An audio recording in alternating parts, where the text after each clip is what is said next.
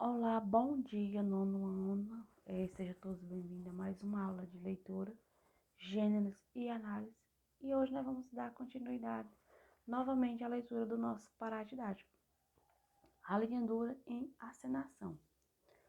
E vamos primeiramente agradecer a Deus, né, por mais um dia de vida, mais um dia de saúde. E pedir para Ele que nos abençoe e nos ilumine sempre com muita paz e saúde. E vamos aqui para a nossa leitura de hoje. Vamos à linha dura em acenação. O descontentamento popular com os rumos da Revolução ficou evidente já em outubro de 1965, quando alguns estados realizaram eleições para governador. Mesmo com a cassação de vários políticos, a oposição ganhou um estado importante, como Guanabara e Minas Gerais. O resultado das urnas alarmou os militantes e enfraqueceu o grupo castelista para a linha dura. Era a prova de que o governo era muito complacente com os adversários. Eles defendiam que... O que eles defendiam?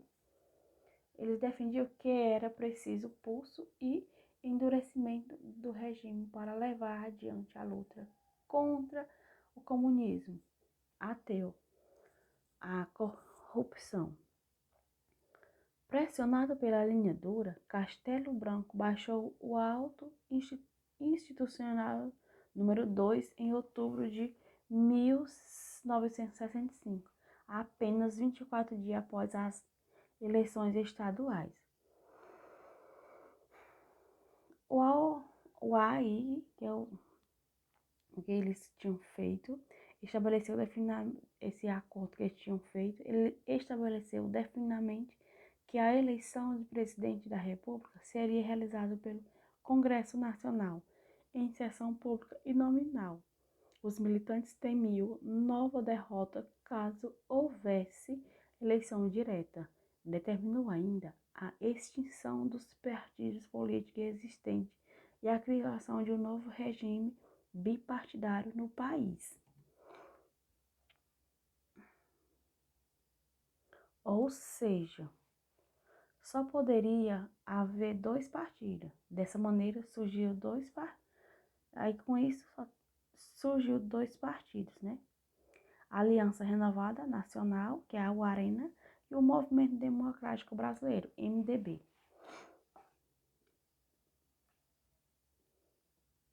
A Arena agrupava os partidários da ditadura, sendo que a maioria dos seus membros era proveniente da antiga União Democrática Nacional e o Partido Social Democrático, PSD. O MB de oposição, ele reuniu políticos vindo do Partido Trabalhista Brasileiro, PTB, e alguns dos PSD. É bom lembrar que, a princípio, pelo menos o MDB era um partido frágil. Essa era uma razão para os militantes permitirem sua existência. Pela força da ditadura e pela ausência de lideranças e expressões, os principais líderes oposicionistas estavam caçados ou exilados. Apenas segunda metade da década de 1970, o MDB ganhou a maior extensão política. No começo de 1966, outra medida arbitrária de Castelo, a decretação do AI-3, estabelecendo que as eleições para governadores dos estados também seriam indiretas, através dos deputados estaduais. Ao longo deste ano, ocorreram novas cassações de parlamentos oposicionistas e, em outubro, o Congresso Nacional seria fechado. Inclusive, a invasão do plenário por militantes, sendo reaberto apenas um mês depois, pelo AI-4, para aprovar às pressas um novo texto constitucional elaborado e imposto pelos militares, que entrou em vigor em março de 1967. A Constituição de 1967 incorporou-se às medidas autoritárias da ditadura, aumentando as atribuições de presidente da República e a centralização do poder, ou seja, aumentou ainda mais as competências do governo federal e subordinou os governos e prefeitos. A rigor, quem mandava eram os militantes, agindo como bem desejassem. Era visível o endurecimento da ditadura. Debilitada, o suborno não conseguiu fazer o sucessor de Castelo Branco, que, por sinal, faleceria num desastre aéreo posteriormente. Em março de 1967, a linha dura assumiu finalmente o comando do país ao tomar posse o novo presidente, general Costa e Silva, eleito indiretamente pelo Congresso. Iria começar os mais terríveis anos de ditadura, os anos de chumbo. Por que esses anos vai ser esse ano de chumbo? O que esse Costa e Silva ele propôs para eles? Vamos conhecer agora. A produção artística dos anos em 1960. Na década de 1960 foi agitada, não apenas politicamente, mas também na produção artística e cultural. Em 1961, a União Nacional dos Estudantes criaria os Centros Populares de Cultura, CPS, no sentido de produzir uma arte nacional de esquerda voltada e problemática social e defensora da reforma na sociedade. Uma arte revolucionária e engajada politicamente. Em contato direto com as massas, os CPCs encenavam peças em portas de fábricas, favelas e sindicatos, publicavam cadernos de poesia e produziam filmes, além de promover cursos de teatro, artes visuais e filosofia. Na música, igualmente, surgiam artistas com militância política, produzindo o que ficou conhecido como canção de protesto. As letras apresentavam conteúdo político e social, virando um instrumento de conscientização das classes populares. Isso destaca-se os nomes de Carlos Lyra, João do Vale, Chico Buarque e Holanda e Geraldo Vandré, muitos dos quais revelados em festivais da canção nos TVs Excelsior e Record. A Globo só se tornaria dominante com a ditadura.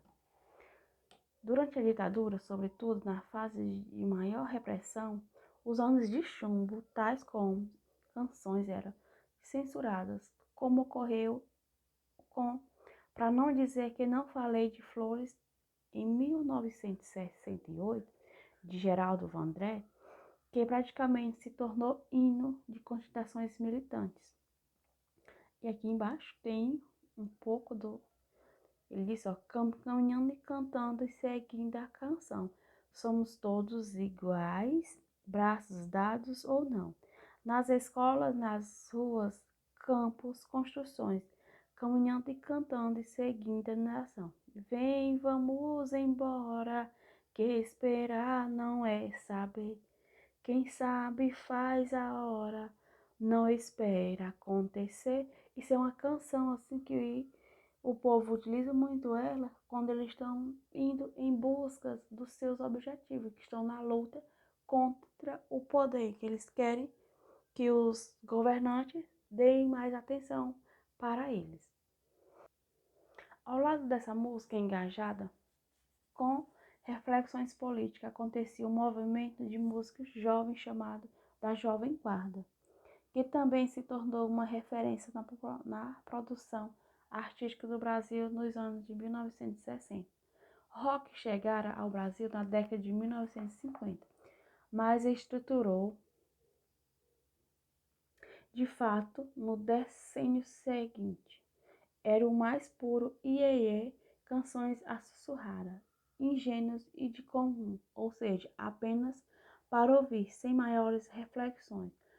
O jovem guarda, o nome Jovem Guarda veio de um programa de TV, Record, existente entre 1965 a 1968, apresentado por três grandes expoentes e cantores daquele estilo musical: Roberto Carlos, o rei da juventude, Erasmo Carlos, o tremidão, e Vanderleia, a ternurinha.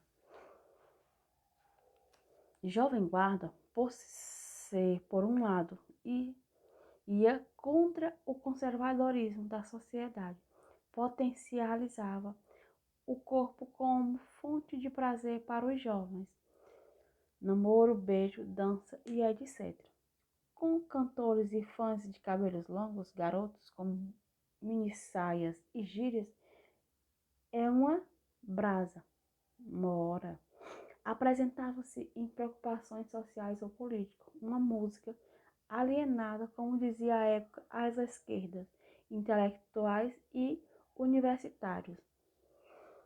Enquanto o país vivia uma drama de ditadura, Roberto Carlos cantava. De que vale o céu azul e o céu sempre a brilhar, se você não vem e eu estou ali a esperar? Só tenho você no meu pensamento, e a sua ausência é todo no meu tormento. Quero que você me aqueça nesse inverno e tudo mais vá pro inferno. Aí ele vem e diz: surge então uma divisão, os adeptos de uma arte engajada e os de uma cultura de consumo ou alienada. Tais divisões depois passou por os festivais de música na TV, na oposição entre os defensores da música de protesto e os tropicalistas, integrantemente de um outro importante movimento cultural do país na década de 1960.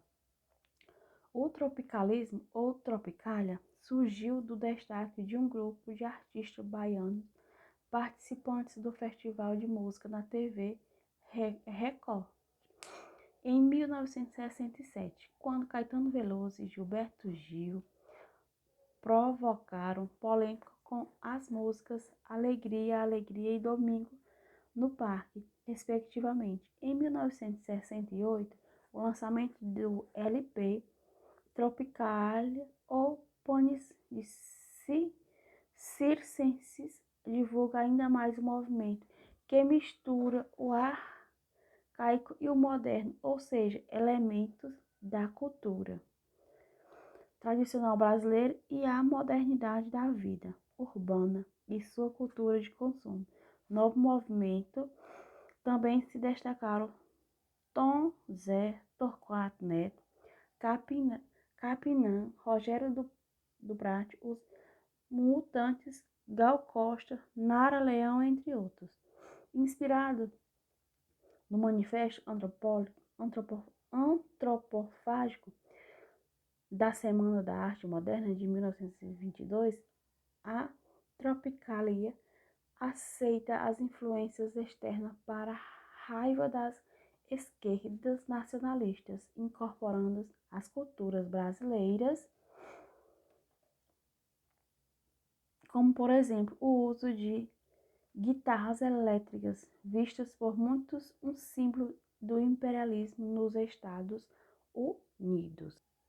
Também é influenciado pelas inovações estéticas e radicais e pelas vanguardas artísticas, como o pop art, a poesia concreta e a contracultura era a geleia geral brasileiras, as inovações de comportamentos, barbas e cabelos longos, roupas frouxas e coloridas, consumo de droga e etc.